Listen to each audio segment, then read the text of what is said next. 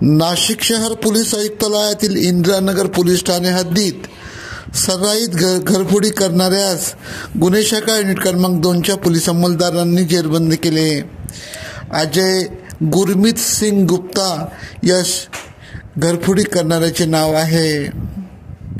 त्याच्याकडून सोने चांदीचे दागिने, हिरो होंडा मोटरसायकल असा 6,21,561 रुपयाचा मुद्देमाल हस्तगत करण्यात आला। सदरची कामगिरी वरिष्ठ पोलीस निरीक्षक विद्यासागर श्रीमनवार यांच्या मार्गदर्शनाखाली गुन्हे शाखा युनिट 2चे सहाय्यक पोलीस निरीक्षक समाधान हिरे, पोलीस उपनिरीक्षक अजय पगारे, सहाय्यक पोलीस उपनिरीक्षक राजेंद्र घुमरे, गुलाब सोनार, संजय सानप, नंदकुमार नांदुर्डीकर, चंद्रकांत गवळी, प्रकाश महाजन, परमेश्वर दराडे, वाल्मिक चव्हाण, जितेंद्र वजीरे, संजय पोटिंदे, परवीन वानखेडे आदींनी केली।